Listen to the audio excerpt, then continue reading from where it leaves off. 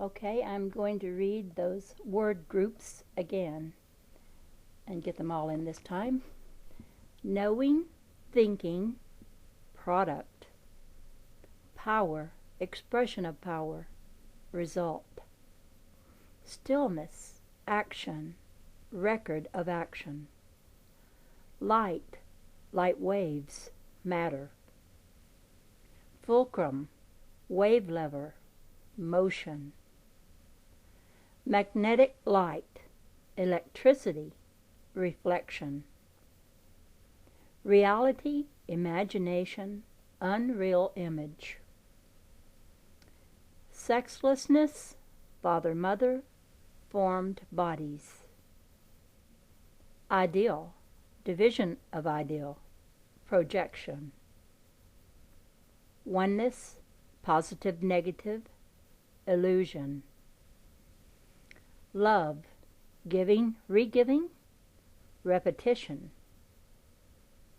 life, life-death, rebirth, cause, expression, effect, God, desire in God, the universe. And so, up to this time, we have been floundering around in these questions of life and death, emotions, love, hate, greed, and selfishness. We have been accumulating things, material things, to possess, things of earth which must be returned to earth. Our ideas of wealth and power have been based upon what our bodies needed. For that reason we became selfish, greedy, cruel, and brutal. Humans become inhuman, beastly, by killing, robbing, and enslaving other humans. The more religiously devout we became, the more inhuman we became, even to the point of devoutly asking God to aid us in our inhumanity by helping us to kill. Also, up to this time, our search for the one God has bred many religions based upon false concepts of God. God is our Father. We are His beloved children, light extensions of His very self.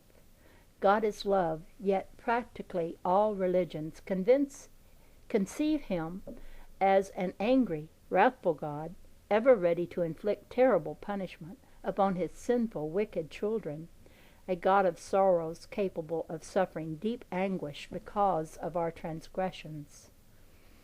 Instead of searching for a God of light within ourselves, we have searched outside of ourselves for a God of form. We have demanded an extraneous God which our senses could visualize.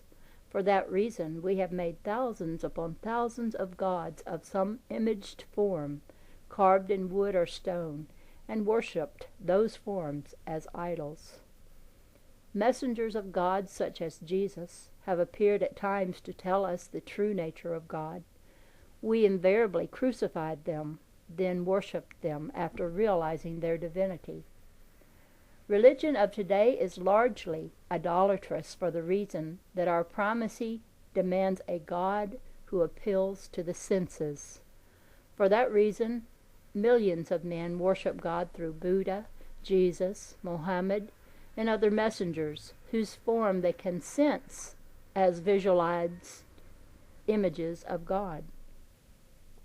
Those who do so have not yet unfolded sufficiently to know God Himself as the I Am of all the universe. Those many millions would consider one to be a blasphemer who claimed that he walked and talked directly with God in close communion. Yet mankind has unfolded to that state of consciousness where there are many who have found the kingdom of heaven within themselves to such an extent that they no longer ask intercession from men of earth for the privilege of contacting God through them. The mass of mankind still holds tight to the traditions of pagan and heathen superstitions and beliefs. These believe that ordained priests and ministers can save their souls from sin through baptismal rites and ceremonies. They believe this to such an extent that if a child dies without being baptized, it will have no soul, or that it will be cast into everlasting fires for having been born in sin. Such horrible beliefs indicate that barbaric state of the mass of today's humanity.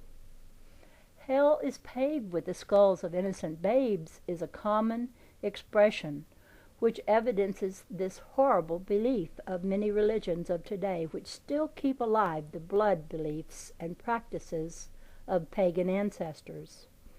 The enlightened ones who have come to know God in them are fully aware that no human has any power whatsoever to remit the sins of another, or to save or condemn his soul, or to intercede for him with God. Man cannot ordain man with power to do anything which a man cannot do for himself by direct unity with God. For God centers every man, awaiting his awareness of that fact. The coming age of new thinking will see the end of heathen and pagan religious practices for countless thousands, and these will become the seed for the ending of such practices in those of lesser knowing. Thus man's search for God, which is his sole purpose on earth, will find great fulfillment in these coming days of man's new unfolding. The time has come for all mankind to know that there is nothing which stands between him and God, and that no man who has lived within a mere few thousand years out of all eternity should be worshipped in place of, or even as a symbol of, the eternal God of all creation, who created these men as he created you and me. All God worship through man is as idolatrous as the worship of God through graven images is idolatrous. When man knows God, he will no longer need to sense him through formed images. The time has now come when men must again be transformed into higher beings through new comprehension. In the cycle in which Jesus lived, he could not even tell his people these things. He would tell them today. He then said, I have yet many things to say unto you, but you cannot bear them now. Now we are ready for new knowledge. We are ready for our new day. In the last 100 years we have been made ready for it. Our comprehension is greater.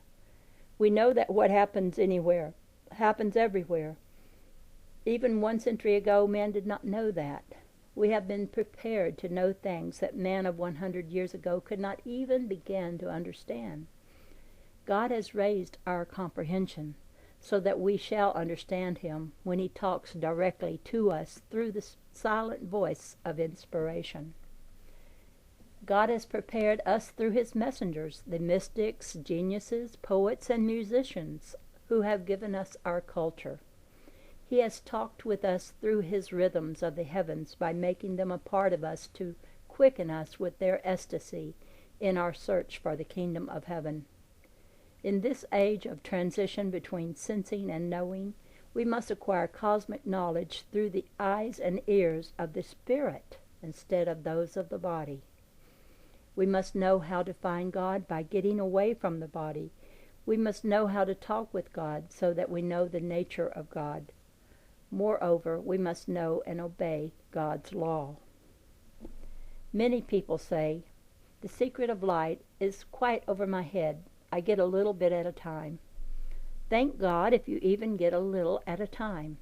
The reason you get a little at a time instead of much is simply because the transition from sensing to knowing is a difficult one. If you have been accustomed to acquiring information through the senses, that habit is so strong that you just try to memorize what your senses have recorded on your brain, instead of closing your book and talking it over with God directly. That is the only way you can know anything. Your failure to understand is because the sensed records you have engraved upon your brain have no understanding in them. Knowledge is cosmic. When you take your sense impressions into the light of yourself and ask that knowledge be revealed to you through the light, you will then have knowledge concerning what you have been reading, and not until. How often you have heard the expression, be still and know. To be still for the purpose of knowing